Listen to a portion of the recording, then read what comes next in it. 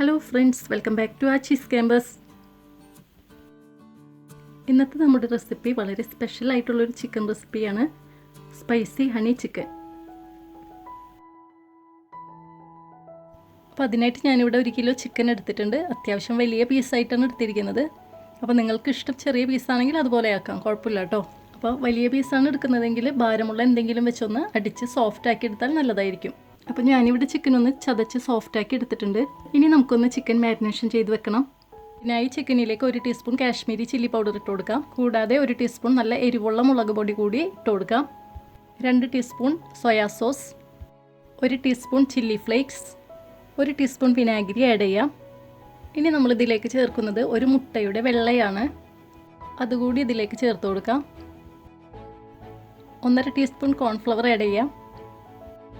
കൂടാതെ 1 ടീസ്പൂൺ മൈദ കൂടി ചേർത്ത് കൊടുക്കാം.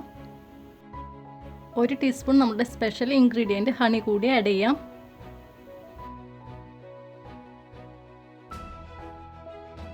ആവശ്യത്തിന് ഉപ്പ് കൂടി നമുക്കിതിലേക്ക് ഇട്ട് കൊടുക്കാം.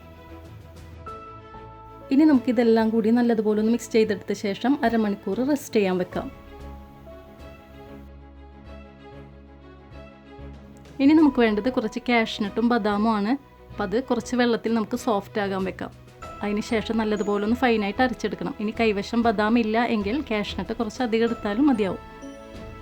ചിക്കൻ മാരിനേഷൻ ചെയ്ത് വെച്ചിട്ട് ഇപ്പോൾ അരമണിക്കൂർ കഴിഞ്ഞിട്ടുണ്ട്. നമുക്കതൊന്ന് റെഡിയാക്കി എടുക്കാം. അപ്പോൾ അതിനായി ഞാനിപ്പോൾ ഒരു പാൻ അടുപ്പിൽ വെച്ച് ചൂടാക്കി എടുത്തിട്ടുണ്ട്.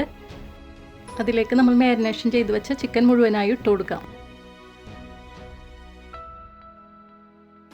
3 ടീസ്പൂൺ ഓയിൽ കൂടി ഒഴിച്ചു കൊടുത്ത ശേഷം നമുക്ക് 2 മിനിറ്റ് ഒന്ന് അടച്ചു വെച്ച് വേവിച്ചെടുക്കാം. 2 മിനിറ്റ് കഴിയുമ്പോൾ ചിക്കൻ ഒന്ന് മറിച്ചിട്ട് കൊടുക്കണം.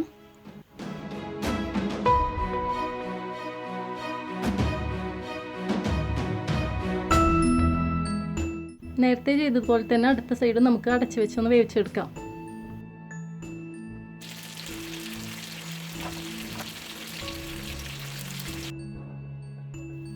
നമ്മൾ ചേർത്തൊടുത്ത ഓയിൽ കൂടാതെ ചിക്കനിൽ നിന്ന് ഇറങ്ങിയ വെള്ളം കൂടി ഇതിലുണ്ട് ഇപ്പോൾ. ഇനി നമുക്കിതൊന്ന് തുറന്ന് വെച്ച് തന്നെ ഫ്രൈ ചെയ്തെടുക്കാം.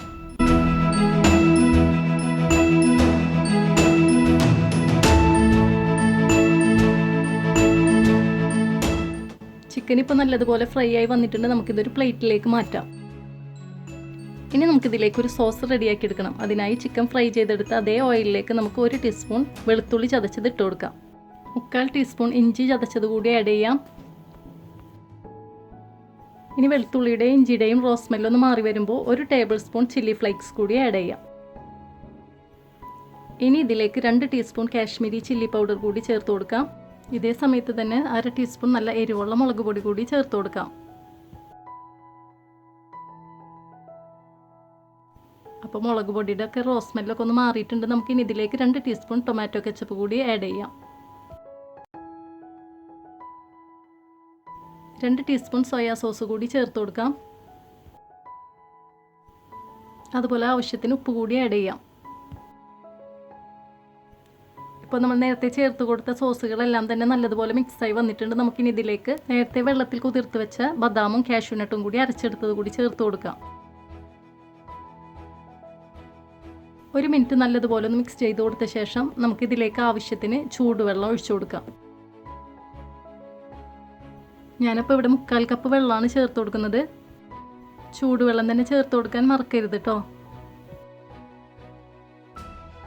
ഇനി ഈ ഗ്രേവി ഒന്ന് തിളച്ച് നല്ലതുപോലെ ഒന്ന് എണ്ണ തെളിഞ്ഞ് കിട്ടണം നമുക്ക്. അപ്പോൾ ഇപ്പോൾ ഗ്രേവി നല്ല തിക്കായി കിട്ടിയിട്ടുണ്ട്. നമുക്കിനി ഇതിലേക്ക് നേരത്തെ ഫ്രൈ ചെയ്ത് വെച്ച ചിക്കൻ മുഴുവനായി ഇട്ട് കൊടുക്കാം.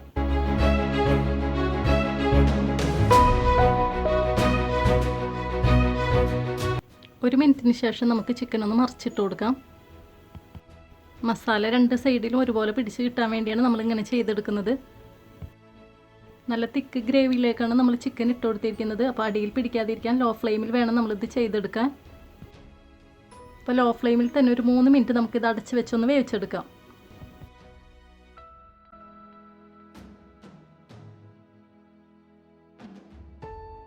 ചിക്കനിലേക്ക് സോസൊക്കെ നല്ലതുപോലെ കോട്ടായി കിട്ടിയിട്ടുണ്ട്. നമ്മുടെ ഈ ഒരു ഡിഷിന് നല്ലൊരു ഫ്ലേവറാണ് കേട്ടോ. ഇനി നമുക്കിതിലേക്ക് 1/2 ടീസ്പൂൺ ബട്ടർ ആഡ് ചെയ്ത് കൊടുക്കാം. അതുപോലെ തന്നെ മെയിൻ ഇൻഗ്രീഡിയൻ്റായ ഹണി 4 ടീസ്പൂൺ ചേർത്ത് കൊടുക്കാം. ചിക്കൻ്റെ എല്ലാ ഭാഗത്തേക്ക് എത്തുന്ന വിധത്തിലായിരിക്കണം നമ്മളിത് ആഡ് ചെയ്ത് കൊടുക്കുന്നത്. നമ്മുടെ സ്പൈസി ഹണി ചിക്കൻ ഇവിടെ ഓൾമോസ്റ്റ് റെഡി ആയി കഴിഞ്ഞു. ഇനി നമുക്കിതിലേക്ക് 1 ടീസ്പൂൺ ചില്ലി ഫ്ലേക്സ് കൂടി സ്പ്രെഡ് ചെയ്ത് കൊടുക്കാം.